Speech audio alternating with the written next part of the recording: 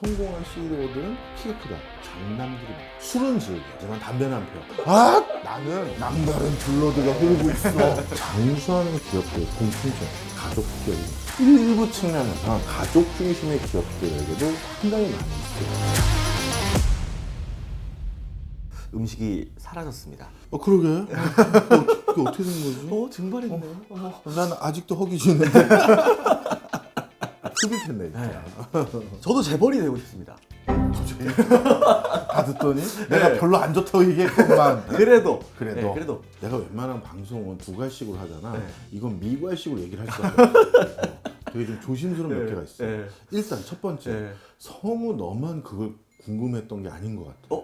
재벌이 되는 DNA 따로 있느냐? 재벌인 사람들의 교집합이 있는 거냐? 오. 이제 이게 궁금해서 네. 전 세계 여기저기서 이거와 관련된 연구를 또 했었어. 미시간 대학교에서도 미국에서 나름대로 적지 않은 성과를 냈던 CEO들, 이 CEO들의 교집합을 한번 찾아보자고 해서 별 말도 안 되는 것까지 한번 다 조사를 해봤어. 그 조사 결과가 뭐냐 하면 내가 일단 교집합이 통계적으로 좀 그래도 좀 높게 나온 것들을 좀 몇 개 읊어주면, 일단 성공한 CEO들은 평균적인 사람들보다 키가 크다.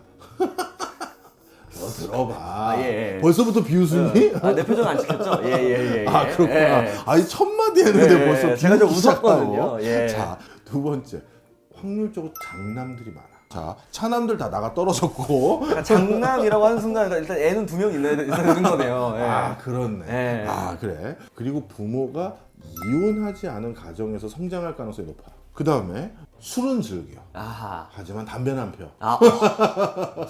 약간 요 기준에 맞춰보면 약간 전데요? 많이 들어가? 아니 장남에. 예. 그렇네. 약간 담배는 안 피지만 술은 먹고. 그렇지. 키가 크고. 잠깐만. 카메라 안 나와요. 그렇지. 네, 그렇게 포장을 해봅니다. 야, 이제 방송이 사기가 되는구나. 여기에다가 하나가 더 있는데, 학창 시절 학비의 일부라도 직접 벌어본 적이 있다. 이건 굉장히 중요해. 그러니까 돈 벌어 본 적 있다. 그렇지. 네. 돈의 습성과 돈의 특성, 그리고 비즈니스를 메이드하고 관리한다라는 것을 경험한다는 건 무엇보다 중요한 거야. 그런데 그거를 사회생활을 본격적으로 시작하기 전부터 그걸 좀 해봤다는 건 이거는 CEO로서의 자질을 배양시킬 수 있는 좋은 기회예요. 감각이 있는 거네요. 그렇지. 사실 우리가 동업을 하거나 창업 자금을 지원하거나 누군가에 투자를 할 때 외국에서는 제일 영순위로 물어보는 질문 중에 뭔지 알아? 이전에 창업했다 실패해 본 적 있으세요? 이거야. 그러면 실패해봤는데요가 더 우선순위가 높아질까?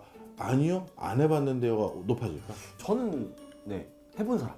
정답입니다. 한 번 창업을 한 번이나 두 번이나 실패한 뒤에 그 다음 창업한 사람과 처음 창업한 사람들의 5년 생존율이나 10년 생존율을 비교하면 실패한 다음에 창업한 사람의 생존율이 훨씬 더 좋아. 자, 그래서 무슨 얘기를 하는 거냐? 첫 번째, 사업도 의사, 변호사만큼 엄청난 전문성이 필요해. 그런데 우리가 창업하거나 사업한다는 걸 그런 준비, 인큐베이팅 기간이 없잖아. 나 회사 잘렸는데 취업도 안 되고 창업해봐야겠다, 이렇게 덜컥 한다든가, 나이 들어서 이제 퇴직하고 집에만 있긴 그런데 뭐라도 해봐야지, 이렇게 하는 경우도 있잖아. 그러다 보니까 실패를 많이 해. 근데 많은 기업을 경영한다는 건 재무, 법무, 회계, 마케팅, 뭐 제품 기획 등 다양한 분야에서의 내공이 필요하거든. 이거를 해본다는 건 굉장히 중요한 거거든. 이미 창업에 실패해서 그런 걸 해봤다는 거는 당연히 그런 DNA가 슬슬 배양된 거지. 자, 그러니까 결론은 뭐냐 하면 내추럴 본한 거는 없어. 키 크면 뭐 재벌 되고 말도 안 되는 거잖아. 그런 게 혹시나 있을까 해서 찾아봤는데 교집합은 없었고, 그 다음에 성격적으로도 확인해봤어.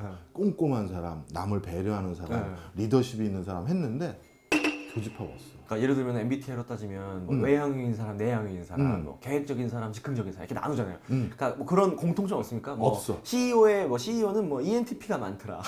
없어요. 그런 거 없어요? 월급쟁이 CEO는 어떤 관리형이라고 하는 MBTI가 있지. 그런데 그 자수성가하거나 진짜 일가를 이룬 그런 거는 없어.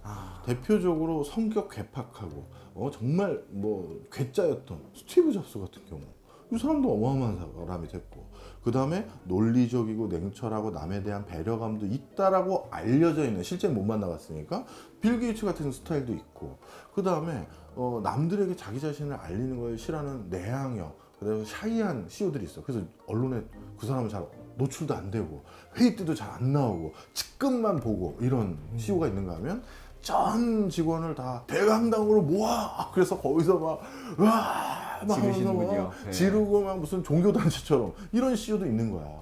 그래서 성격도 교집합이 없어. 그러면 결론적으로 DNA는 없다. 없어. 없다. 그냥 내가 열심히 노력을 해서. 단 네. 누가 DNA가 있다고 주장을 하고 있냐면 재벌 2세, 3세들이. 그래야 유지를 할 명분이 생기잖아. 그 나는 어필이 해야 된다. 남다른 블러드가 흐르고 있어. 내 혈관에 돈이 흐른다. 이런. 이거를 주장하는 사람들이 있어. 자, 우리나라를 대표하는 H그룹, 그 H그룹의 또 대표적인 계열사를 또 상속받은 어마어마한 회장님의 아드님이지. 그분이 이런 표현을 한 적이 있어요. 내가 내 아버지를 봤더니 경영자는 에듀케이티드 되는 게 아니라, 교육되는 게 아니라 내추럴 본한 것 같다라고 얘기를 하더라고. 태생부터가 그렇다.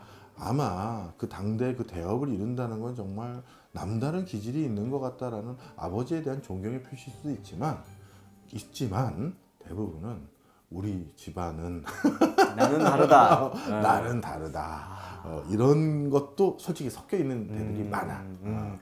그러면은 지금 말씀 들어보니까 이런 어떤 이 드라마에 나온 우리 진 회장 같은 정말 말을 돌리지 말고 얘기를 다 들었잖아. 네. 그래서 너는 재벌이 될 수 있을 것 같아, 없을 것 같아? 아직 안 될 것 같아요. 왜? 앞에 6가지 맞고 뭐 돈도 뭐 벌어봤는데 이렇게 뭔가 내추럴 보호하진 않으니까 어쨌든 뭐 열심히 노력을 해야죠.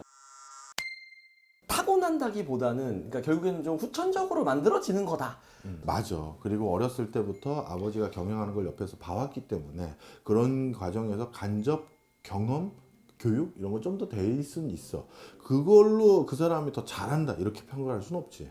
그런 게 있고, 그리고 그렇게 가업이 정말 일정 수준 이상 올라가게 되면 결국 그건 누군가 우리 집안 사람 중에 누군가 해야 된다라는 인식들이 그 내부에 형성이 돼. 그러다 보니까 자연스럽게 그럼 나도 저쪽 분야를 더 공부해야지, 저쪽 분야의 생태를 더 알아야지, 이런 것들을 초기 스타트할 때 조금 앞서서 시작할 수가 있지. 그 다음에 이게 또 참 불편한 진실이야. 전 세계에서 100년 이상 된 기업들하고, 그리고 글로벌 금융위기라든가 코로나19라든가 IMF 외환위기와 같은 이런 경제적 불황을 잘 극복해서 장수하는 기업들의 일반적인 특성들 중에 하나가 가족 기업이에요. 아주 쉽게 얘기할게. 이게 불편한 진실이지만 아마 다들 동의하실 거야. 그런 일이 있어서는 안 되지만 성우가 갑자기 불의의 사고를 당했어. 그래서 남은 평생 누워 있어야 될 상황이다라고 해봐. 그러면 네가 지금 제일 중요시 여기고 제일 친한 베프 아니면 여자친구, 거래처 사장님, 과연 네 남은 인생 중에 얼마까지 네 옆에 있어줄까? 일단 질문이 불편한데요. 약간 그렇지 않을 것 같아서 불편해. 아마 제일 친한 친구도 같이 마음 아파하겠지. 그리고 정말 안타까워하고, 처음엔 그래서 한 달에 한 번이든 2주에 한 번씩 오겠지만 결국은 마지막엔 가족밖에 남는 게 없어. 아마 아버지, 어머니, 동생, 누나 아니면 여동생 누군가는 남은 평생 병원을 들락들락거리면서 너를 도와줄 거야. 무슨 얘기냐면 가족이라는 건 계약서로 연을 끊을 수가 없어. 물론 정말 가족이 남보다 못한 가족도 있는 거 알아, 현실 세계에서. 그렇지만 일반적으로는 가족은 계약서로 찔 수가 없는 거야. 경기 나빠졌다고, 매출 안 좋아졌다고, 회사 적자 났다고, 야 그만, 나 이제 아빠 안 해, 나 아들 안 해, 불가능해. 그래서 가족 기업들은 위기를 넘길 결속력이 있는 거야. DNA가 있고, 그리고 그러한 평지풍파를 어떻게든 같이 견뎌내는 거지. 그래서 가족 기업이 장수 기업이 많아. 대표적으로 미쉐린 타이어, 뭐 존슨 기업, 뭐 이런 수많은 회사들, 외국에 내놓으라는 회사들 다 가족 기업이에요. 그러니까 무슨 가문, 뭐 앤더스 가문, 뭐 무슨 가문, 뭐 이렇게 해가지고 경영하더라고. 그래서 이게 참 불편해.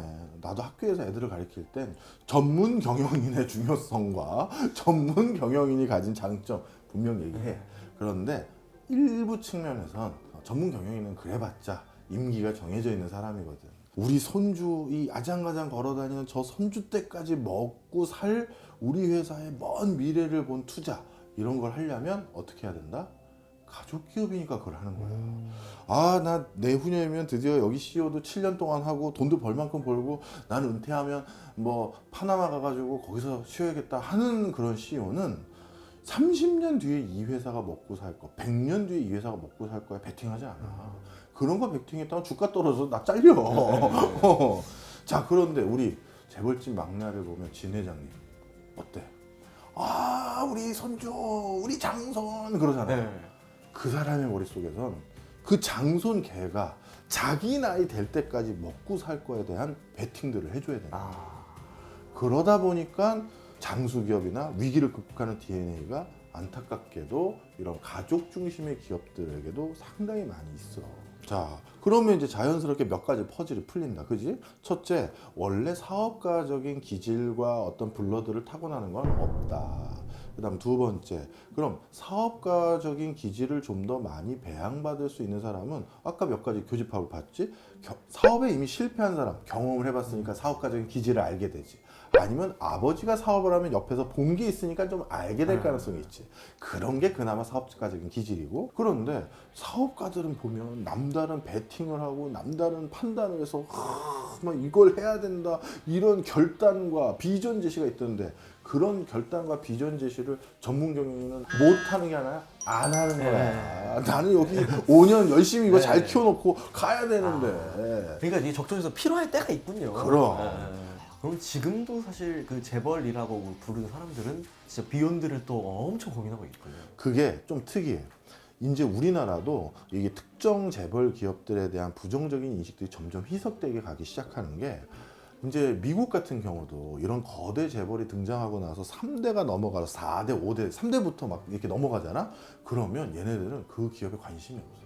관심이 없다는 의미가. 나는 미술하고 싶어요. 나는 연극하고 싶어요. 나는 뭐 하고 싶어요. 다른 꿈이 있는 거야. 그리고 너무 풍족하게 살았기 때문에 뭐 이걸 만들고 이런 것도 몇 대가 내려오면 당연히 희석되잖아. 그러다 보니까 관심이 없어. 그럼 어떻게 된다? 그러면 다시 그 가족들이 전문 경영인에게 맡기더라고. 그래서 지금 포드 집안, 자동차 얘기했으니까 포드 얘기하면 포드 3세들은 지분은 나름 가지고 있어. 근데 경영에 관여 안 해. 경영 안 하고 전문 경영인이 하다가 가끔 우리 포드사가 드디어 위기다. 뭔가 큰 문제가 생겼다. 그러면 그 중에 몇 명이 와.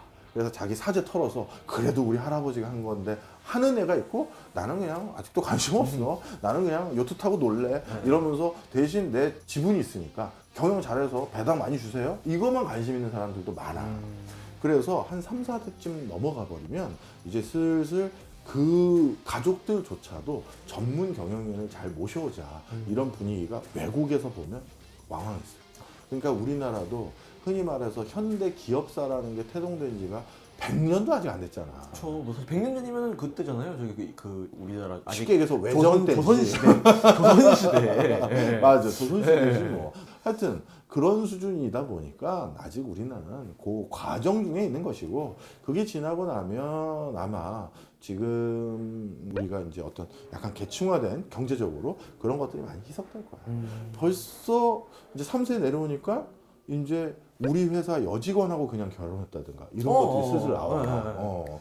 또 다른 H그룹 거기에서도 그냥 그 제일 맏아들이 하버드 나오고 아주 공부도 잘한 걸로 알고 있는데 그냥 회사 동료 여직원하고 결혼했잖아. 순양그룹처럼 장관 딸이라든가 언론사 딸이 아니거든. 예전에는 좀 그런 게 흔했다면 요즘은 뭐 또 굳이. 그래. 그래서 이제 그런 게 있고 또 우리 먹거리 많이 만드는 오 땡땡 회사 거기 또 그 어떻게 보면 손녀딸도 뭐 뮤지컬 배우한다든가 뭐 그런다고 하더라고. 그렇게 이제 우리도 가고 있는 거야. 그러면 그런 회사들은 전문 경영인들이 그 밑에서 나 신입사원으로 입사했다가 나 오뚜기 회장 됐어.